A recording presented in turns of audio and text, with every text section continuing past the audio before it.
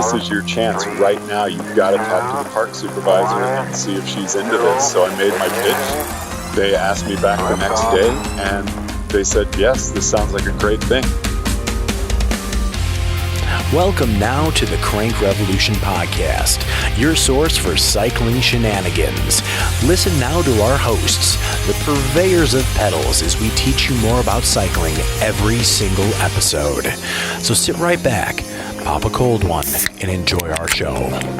It is another week with, wow, we're going to talk cycling again. No way. Is that what we do here? But you know what we lost? We lost Greg. Greg is not here because he's about to embark on an epic adventure. We didn't lose him. We did, but I can't find him. Wait. Is he back trying to get the Declaration of Independence? Yes. Yeah. He's going for round 2 on that one. Round 2. Oh, he failed the first time? So yeah. Well, he watched National Treasure Treasure again? Well, he's going to Pennsylvania to do which event, you know?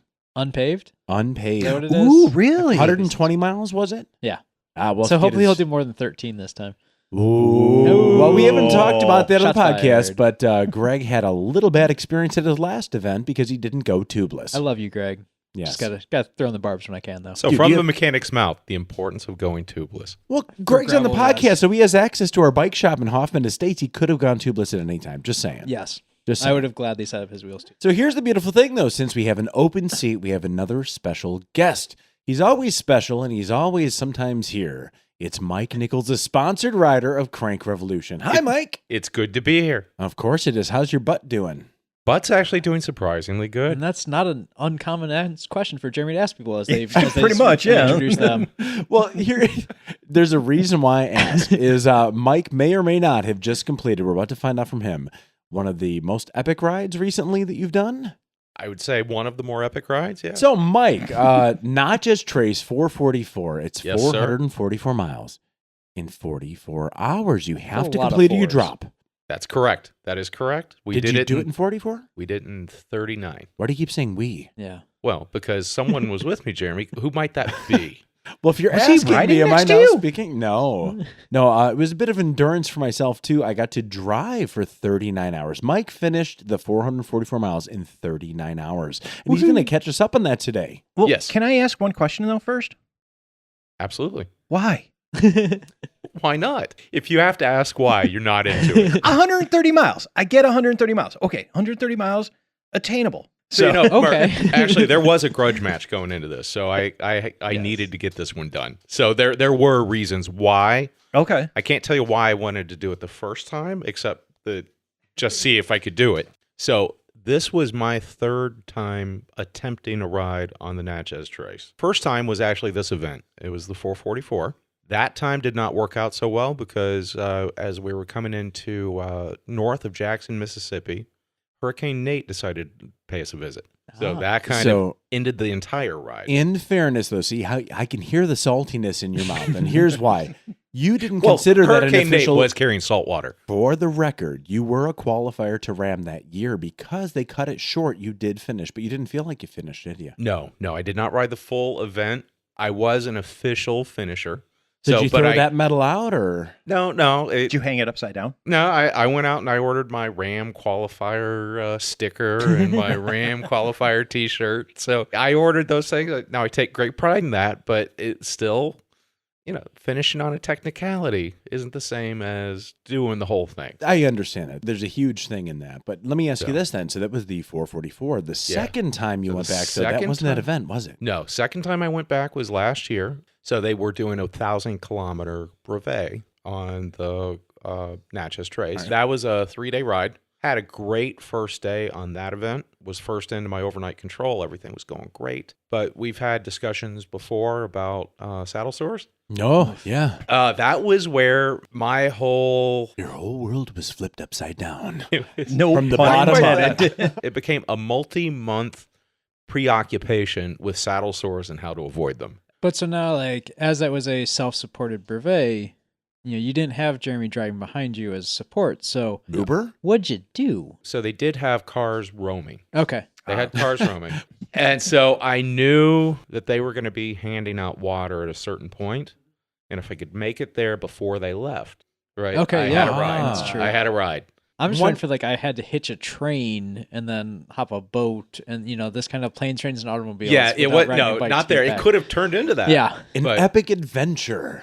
Yes. So the third time you went back, and So how many this was the days third ago was time. this now? It's all a blur. We came back on Monday, but the ride was started Friday morning, and then we wrapped it up in the wee hours of Sunday morning. So You look fresh still.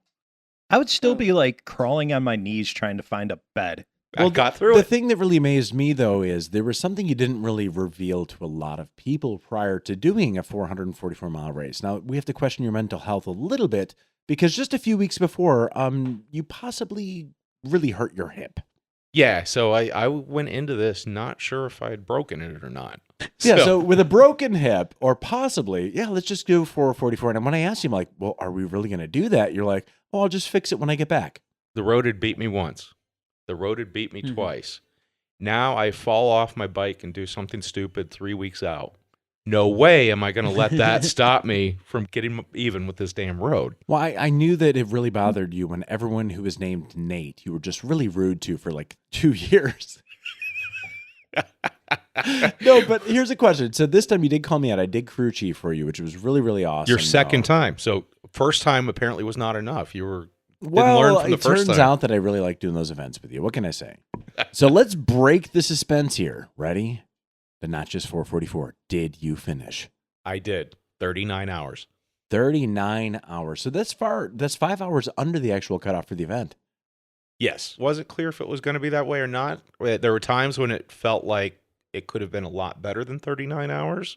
And there were times when I was pushing for that. There were other times when I was like, if we can just barely squeak in under 44 hours, I'll be happy. What is 43:59. I'm in. That's right. Well, no, the funny thing is we did keep absolutely accurate time, though. And when we rolled past the sign, I wrote down the time of the car, and it came out exactly 39 hours. I'm like, you would have liked 38:59.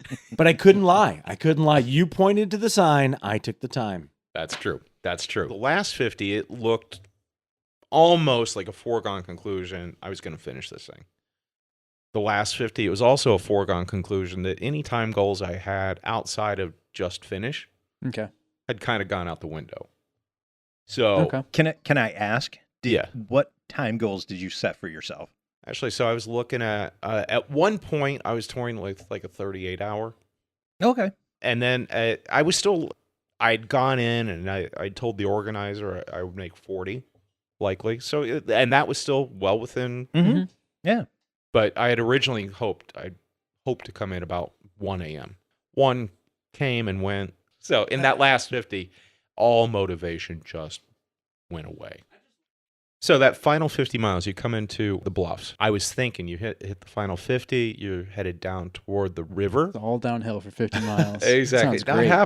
happening. No. So you come into the bluffs, but it's not the way you would normally think of bluffs. Normally you come into bluffs and back out of bluffs. And so you get these steep climbs, steep descents. That was not it. What happens is when you come into the bluffs and just stay in them. So it's really small, shallow rollers. So you are doing this at midnight, 1 in the morning, 2 in the morning. after 38 hours of riding, 37 hours of Yeah, riding. so we actually hit a point where this was a new sensation for me. I'm going up this hill, and I'm looking at the hill, and this is not a hard hill. My legs are trembling.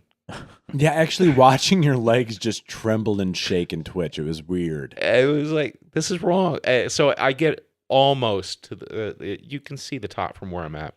And I, screw this. No. Pull over.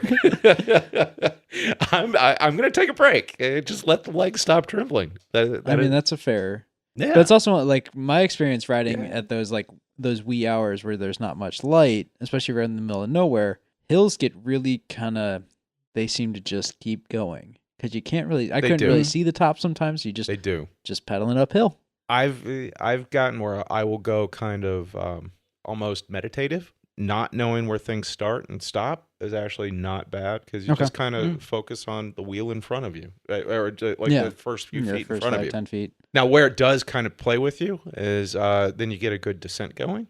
Okay.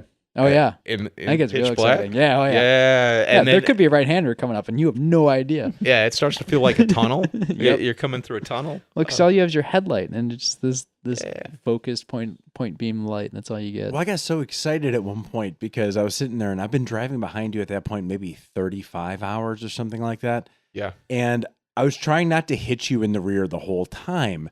So I'm following you, That's like a barely challenge. tapping the gas, barely tapping the gas. And then all of a sudden I look up from the speedometer and you're just flying. I'm like, oh, he's going for it. I thought you were like sprinting at 35, 40. And I realized, oh, this is a downhill. But my brain wasn't working at that point either. But I was trying to imagine being on the bike after that many hours, hitting a sudden downhill that's 40, 45 miles an hour. Got to be scary.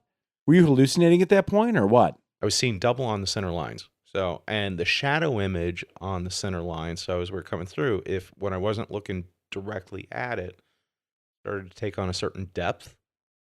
And then, so at one point, I come up and I'm like, what is that cat doing in the middle of the road? And I'm like, psh, psh, psh. And then, oh, I see.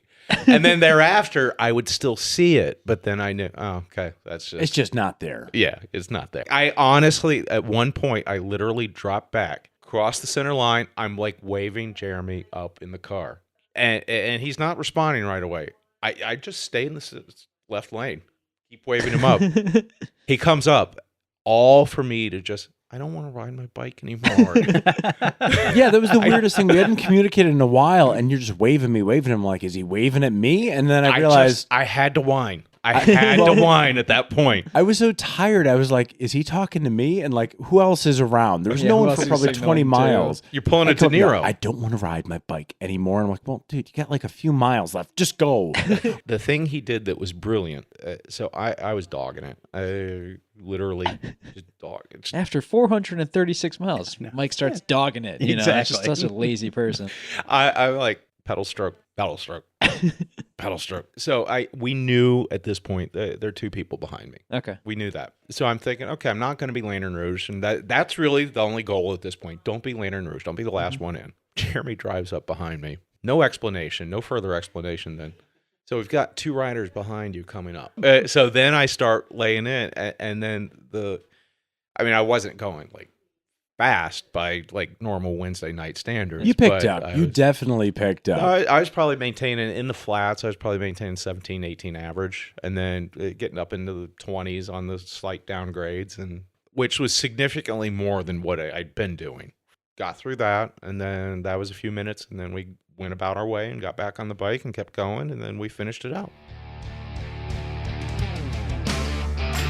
All right, guys, we have a very special interview today. We have George Thomas. George Thomas is a longtime accomplished distance cyclist and race organizer, and also the man who put together the event for Mike Nichols, the Natchez Trace 444. Not exclusively for Mike Nichols, but yes, Mike Nichols was there. So, George, tell us more about that. It was a huge event recently. About the Mike Nichols 444? Well, about the Natchez Trace 444. The Natchez Trace 444. Okay. Yes. You know, that is such a special road to me. I rode it the first time, or at least a section of it, back in 1994. I was doing a pack tour that went across the country from Dana Point, California to Charleston, South Carolina. I just found myself on this beautiful stretch of road that I'd never really heard of. As I continued riding, year after year, eventually Race Across America in 2000 and again in 2002 crossed the trace, and there was a time station at Kosciuszko, Mississippi. I loved the people there. I really liked the road quality. I'd been directing events for a couple of years already. And one of the things when I put on an event, I really like to have a course that I would want to race. And the Trace just struck me as incredibly beautiful. I didn't really know that there were any special rules for riding or attempting to race, in quotations, through a national park. Turned out there's lots of regulations, but I just lucked into this. Timing was amazing. I got a call in 2014 from a local in Kosciuszko saying, if you want to put on this event, now is your chance. They were having a series of focus groups between drivers and cyclists. And there was one in Jackson, one in Tupelo, and one in Nashville. We were just talking about cyclists on the trace mixing with cars and how that would work. And I was taken aside and told, this is your chance right now. You've got to talk to the park supervisor and see if she's into this. So I made my pitch. They asked me back the next day and they said, yes, this sounds like a great thing. And Well, it's That's such an outstanding. amazing that's how 444 road. was born. So, Yeah, I George, question for you. So, the Natchez Trace 444. So, for our listeners who aren't familiar with that, could you inform them what that is, and then also what does go into running an event like that? Because that's got to be a huge amount, especially undertaking. with all the, as you mentioned, you're dealing with the National Park Service, so it's not an ordinary event by any means. The Natchez Trace, it's 100% a national park, one of the longest, narrowest national parks in existence. I think the Blue Ridge Parkway might be a little bit longer, but it makes it so unique. There are no turns, there are no stop signs, there are no traffic lights. It's a straight line from start to finish. And it got the name 444 because the trace just happens to be 444 miles long. I wanted to have riders complete the entire distance, but the national park said, if you start at mile 440, there's a beautiful start area where you have a parking lot and people can gather. And so we start at mile marker 440, and then it's another 4 miles to the finish hotel through Natchez. So well, that's super we're sticking with smart. 444. Yeah. The 444 is so more elegant than 440, just saying. So adding that extra couple through the streets and watching Mike kind of climb those last couple of hills through those streets was fun. And 440 just makes me think of a lap on a cinder track. Yeah, it's not quite the same effect for sure, but you kind of fell into the race director thing though. What is some of the craziest stories you've had now? We started it in 2015 and had a really nice turnout. In 2016, we thought the event was going to grow big time, and I had 2 entrants signed up in September. And the event always takes place the first weekend of October. And so I canceled it. Wow. And I got flooded with emails, no exaggeration, of people saying, "What? It's canceled. Why didn't you? What's up? How come?" And I said, because we had 2 registrants. Well, I emailed you and said I was going to sign up. And I said, there are a lot of expenses and things to do when you're putting on an event like this. Right. If you're going to do it, you need to put your money where your mouth is and sign up. Oh, yeah. And that's the thing. You get so many dot watchers that want to see an amazing event, but it really matters the people that actually sign up to do it. So, George, you mentioned, though, your so many expenses that go into this. What does go into making something like this happen? Oh, there's so much. I've got to just continue your last question first, though. I thought the event was probably going to die because the next year we did have good registrations. However, we started and there was a Category 1 hurricane that was landing just as we were starting. Was that Nate? And so that was in 2017. The rider who came in fastest overall, we don't call it a race because it's all in a national park. Of course. We had, I believe, 4 riders who made it all the way to the finish line in Natchez, but I shut the event down because the rains were so heavy in Jackson. I felt it was extremely unsafe for cyclists to continue, but we are a qualifier for the Race Across America, and I hated shutting it down, but we stopped everybody in Kosciuszko, and Race Across America, RAM, came back and said, you know what, if everybody was on pace to finish officially, because of those circumstances, we're going to go ahead and qualify everyone. The national park really was impressed that we took safety over finishing a bike race. I think it really, in the long run, helped our relationships with the park, which is very supportive of the event. And then we sold out the next year, and this year we sold out immediately. I'm opening registration for 2020 on Halloween at midnight. I think we're going to be sold out before the trick-or-treaters hit the street. Oh, I think you will too. It's such an amazing event. But going back to 2017, I'll tell you, you made the absolute right decision, because when you called my cell phone crew chiefing for Mike Nichols, I got that call, and at the time the skies looked fine. We drove about 15 minutes down the road. It looked like something out of Dorothy and the Wizard of Oz, with trees flying back and forth in darkened winds. So definitely rider safety, you made the right call. Well, thank you. Hearing you say that and getting reports from other riders who were out there was like, wow, okay, that was the right thing to do. It was the perfect call. But with all of those events now, you've got several under your belt now for Natchez. What has been a crazy story? Have any great stories from the Natchez Trace? Oh God! Well, having a hurricane come in and wreck your finish It's a little bit crazy, isn't it? Yeah, a little bit. I've been directing ultra events since 1998 with my race across Oregon. I put on 5 events now, and Natchez again came about with the first being in 2015. I would say one of the weirdest things for me was just being able to do that event in 2015. I was hit by a car training in 2012, had multiple surgeries, had come back, raced well in 2014. At the end of the year, I was descending a mountain pass and got hit by a deer that spooked over a guardrail. Number of broken bones, broken pelvis, traumatic brain injury, metal shoulder. And I didn't think I'd ride again. And my memory of 2015 is virtually non-existent. Wow. And when I look back, we set a record at Race Across the West on a 4-man team that year. I remember so little of that event. Race Across Oregon, I have no memory of any of that stuff. And I can go back and look at pictures from 2015. I sort of remember it, but I mean, I had a really bad brain injury. It's almost like it didn't happen. It was like having a dream and remembering the dream. It really wasn't. And so to have people writing me from that year and saying, oh my gosh, this was a great event, we loved it, I'm just kind of in awe that I was able to put Well, it it kind of shows you place. that even when your brain is going crazy, though, your passion for cycling and making it all happen really came through. I mean, you had a huge traumatic event, but still, obviously, during that time, you can't remember. You're still devoting your life to making cycling awesome. So, wow, props for that. How are you feeling these days? Good.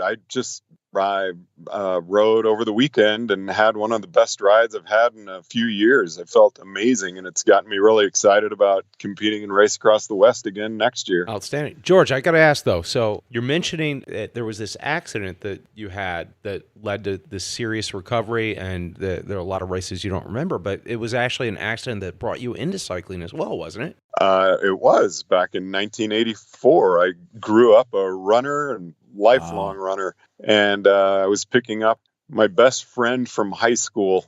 I was on a motorcycle, and a drunk driver came speeding through the neighborhood 45, 50 miles an hour and hit me as I was getting on a motorcycle. Oh, geez. So luckily I had a helmet on. I would have been killed. I went head first through the lady's windshield, got thrown 190 feet down the road. My motorcycle went, I believe, 75 feet. Holy cow. Yeah, I thought I'd killed my best friend. Oh, wow. My mom told me later when she came up and saw me getting loaded into the ambulance and heard me screaming out some really bad swear words, she said that was the most beautiful sound I've ever heard. Well, because you were yelling and alive. That you were still speaking, yes. Well, and that's the thing is you've had such an amazing journey. Now, we've been talking about you being a race director. However, you are definitely a very accomplished endurance cyclist yourself. Can you tell us more about that? Yeah, it's funny.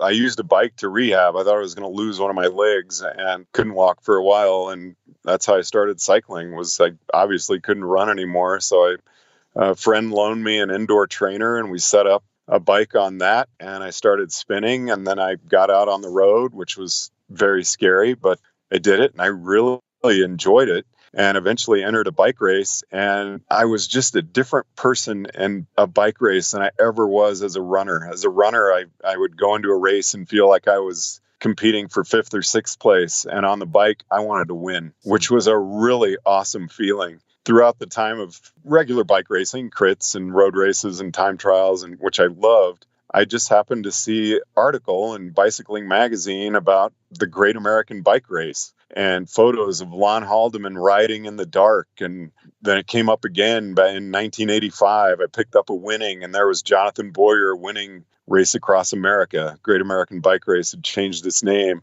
And I thought, I really want to try that. Riding at night looks so fun to me. And the idea of having a crew and blasting music, it really grabbed me like nothing else ever had. And I thought, so you were one thinking day I disco want on to the do that. road. Is that what you were thinking? Disco on the road. Yep. And I do. I dance when I'm on the saddle. It's amazing. But yeah, I mean, I remember that first Race Across America like it was yesterday, sitting in the racer meeting, just being terrified and thinking, what have I done? And I got inducted into the Hall of Fame a number of years later. So well, that's incredible. I just love it. I love how humble you're being about your whole experience, but the thing is, you have been inducted into the Hall of Fame for the Ride Across America. I mean, you have some serious chops here. Tell us more about your competitions in RAM. Undertook solo. It's kind of funny being sort of a pioneer looking back. We didn't know how to do relay exchanges. We're all talking, why don't we each ride 100 miles? And I was on a 4-man relay team. And then we saw that a team that had won the year before, the first year they allowed relay as a division, those guys had done hour pulls. And we looked at their rotation. They had rider A, B, C, D, A, B paired up, and C, D, C, D. So then they went to 1.5 hour pulls at night so they could sleep. And we did that and we won. And the next year we went out and we were like, okay, we're going to win again. And we did the same rotation, but we saw that other teams with faster riders were doing 15-minute pulls and they blew us off the road. I mean, it was amazing. And then every time I passed a solo rider, I felt like I was cheating. I wanted to do it solo when I first saw it. So I went solo in 95. Had some great sponsorships and ended up getting a book out of the thing and doing national media tour and all this stuff. But it was funny. The tagline for the race that year was the toughest race in the universe. And I still have my t-shirt from that year. And there's a cyclist on one of the rings of Saturn. And I thought, this isn't the toughest race in the universe. Those people I saw on the tandem, that looks way harder.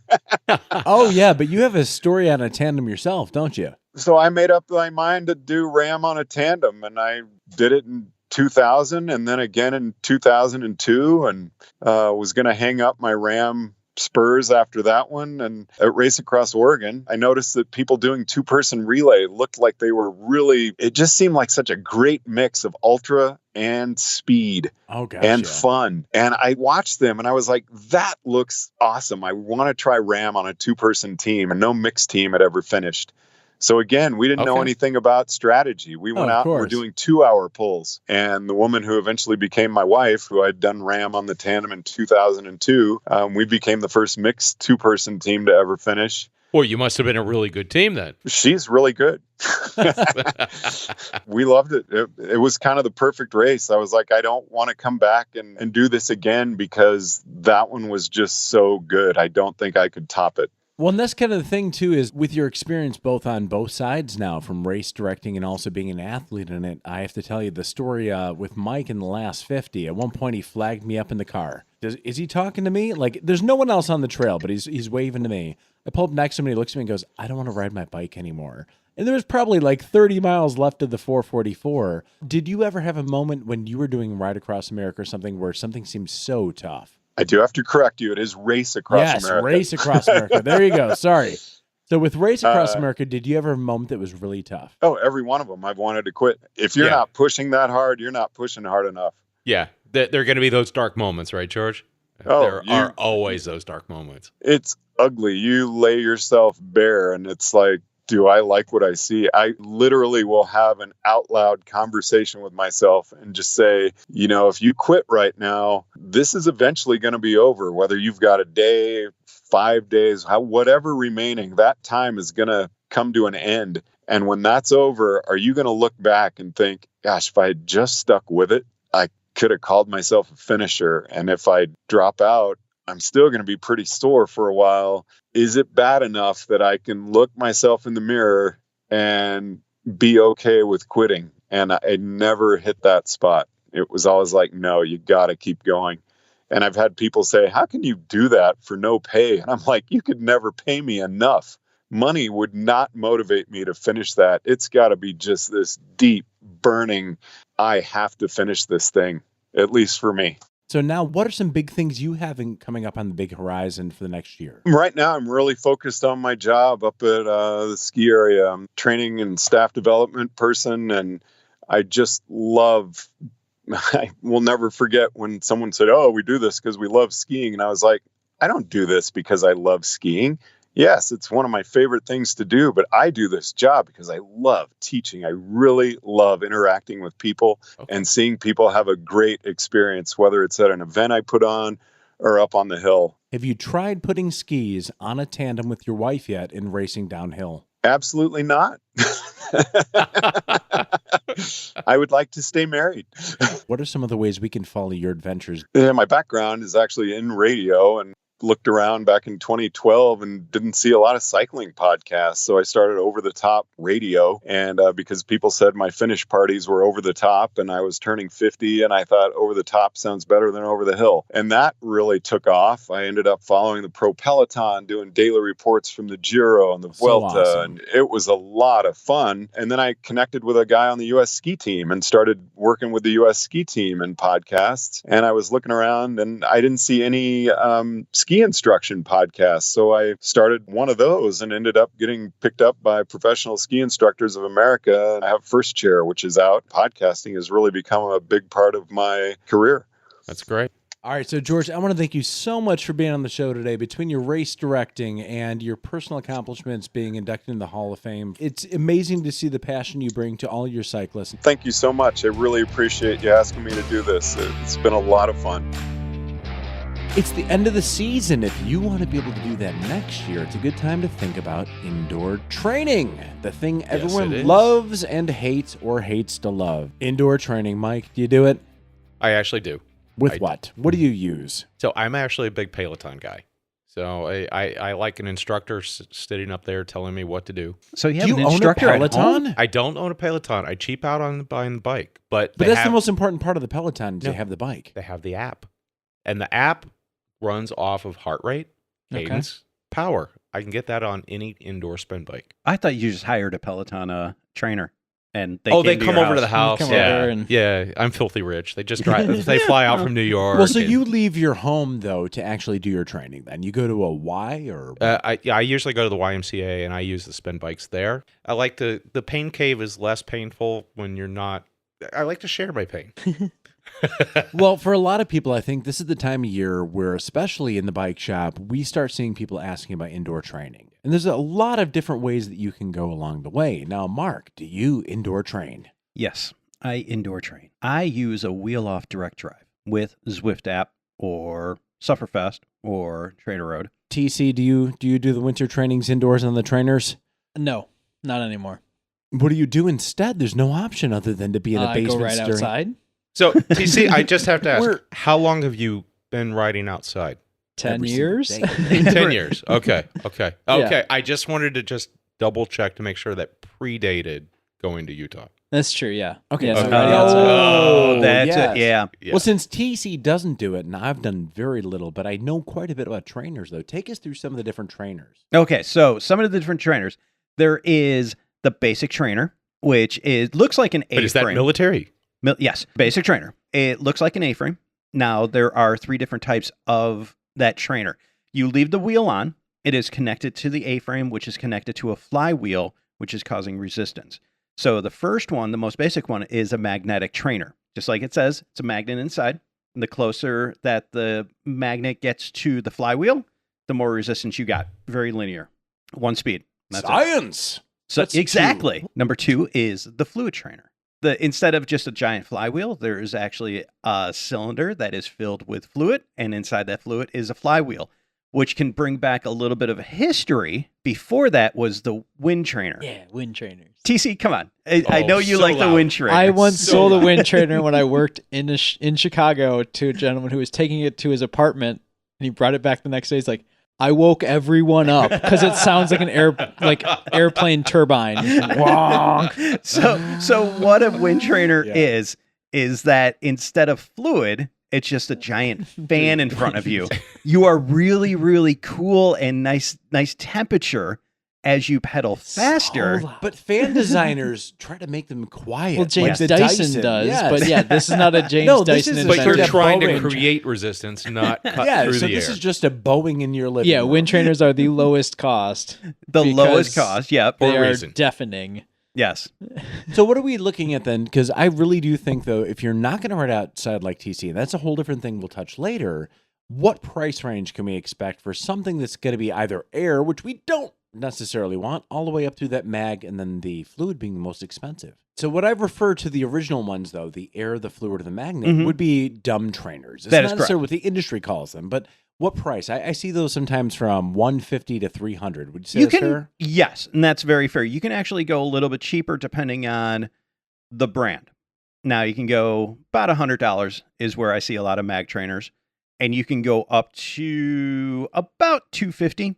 Times have changed. The indoor training has gone kind of insane. It's like having a video game arcade in your house. I went out and I got, for the $500 to $600 range, a smart trainer. So there's wheel on, wheel off. So you have the wheel on, which is going to be more of a magnet style. You're going up the hill, that magnet kicks in and it makes more resistance. Now, then there's the wheel off, which is going to be a little bit more quieter than the wheel on because you don't have the resistance on the roller. You Sure. have... Also, don't have to worry about a separate trainer wheel. That is correct. The initial investment for a direct drive versus a wheel on is actually going to be about the same because of all the accoutrements that you need to make. It's getting crazier. Now, you can go even crazier into Wahoo, which is trying to make it more of a experience. You can get the climb. Wait, explain that because Okay. I laughed when I saw this. Yeah, well, I've ridden it and fun, but scary at the same time. So what the climb is now your front wheel is off and you're just hooked up on a contraption. As you go up a hill, the climb actually increases the grade percentage. Yeah, so your whole bike tilts Your back. whole bike tilts back and it feels like you're going up a hill. See, I'm going to push back here and say Go that's really a poor idea. Because one of the things that's really important about indoor trainers is to not like get out of the saddle and really hammer down. You are 100% correct because You can break your frame. 'cause it's Exactly. not meant to be Carbon fixed. frames and yeah. You can break aluminum frames. You Yeah. can break frames because a frame isn't meant to be fixed in the rear with a human's power pushing on it at our Yeah. torquing. Yeah, that's so, right. Yeah. But you can also go downhill and it tilts. Or you could just go right outside and you can actually literally go uphill and downhill. And Wait, like in snow, wait, it's I- great. So the climb is an upgrade to your trainer experience. That is correct. So you not only feel the hill when you go up the hill from the rear resistance, Right. it tilts the It front tilts of the it. bike up. But my favorite though, and this one TC and I will just laugh about, is the headwind. Let me point this out to you though. Wait. So you have the climb in front. You have a $1,200 return. You spend $1,400 to get when you had when you were 3 years old outside of Woolworths. Pop in 5 cents, and it's a horse that bobs up and down.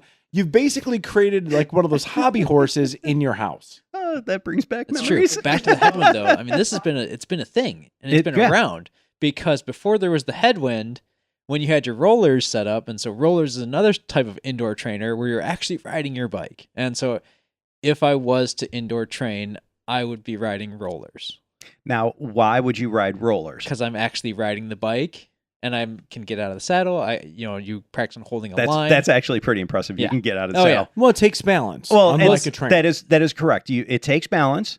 You also are learning how to spin a bike. So let's talk. So there are two typically aluminum rollers that are cradling the rear wheel. They have a belt that connects those. That also then connects the front of those two to the front roller, and you have your front tire sitting on the front You're roller. balancing your bike on this typically about a foot wide space, and so you have to hold your line. It's recommended to start in a doorway so you can hold yourself and start pedaling. It's the rotation of the wheels that keeps you upright. I do know someone who, while riding rollers and watching television, hopped off the rollers and everything was pedaling and moving forward and then crashed into the TV. Oh, Because that can absolutely That happen. can absolutely So happen. maybe have like a 20-degree angle towards your television if you're going to ride rollers. Yeah, well, yeah, exactly. But you got to keep your eyes straight. But back to the headwind where that tied in. So there was an attachment that you could buy that attached to the belt of the front roller that belt powered a fan. Yeah, I've seen those. Yeah. And so it was actually very legitimate though, because the more effort that you put out, the more wind that pedal? you got. It was direct, Yeah. direct drive there. But was it increasing the resistance though? it does not. I mean, yes, it technically was because it was, the power from the fan was being drawn from the power of your roller. So yes, it was increasing. Not much Okay. though. But also, But could that you- could have been replaced by a box fan any day. That is true. Could you imagine though? Some of the first rollers, they were literally 2 wood, Just, I mean, Barrels. rolling pins. the you know, rolling like, pins, but they were huge. And it was, oh yeah. Well, then We got it. Surly did, and they basically took tree stumps and put a fat bike on it at like Nabs or something one year, and they were just What are we grinding doing? away on this. Bicycle log rolling? You're there's- throwing bark everywhere while you're trying to ride this. It was I actually pretty saw somebody hilarious. make an indoor trainer with like wooden rolling pins Yeah. and create a fire just to see if they could. Also true, yeah. From friction. But if we're going to look That at this sounds like then, fun. so rollers are a possibility. Yep. But you have to actually balance. You can actually go awry in your house. I don't have the skills for it. I know I tried it once. It's really hard to get started, but once you do, it's a really natural experience. It feels like you're actually riding outdoors. Let's go to TC with From the Mechanic's Mouth.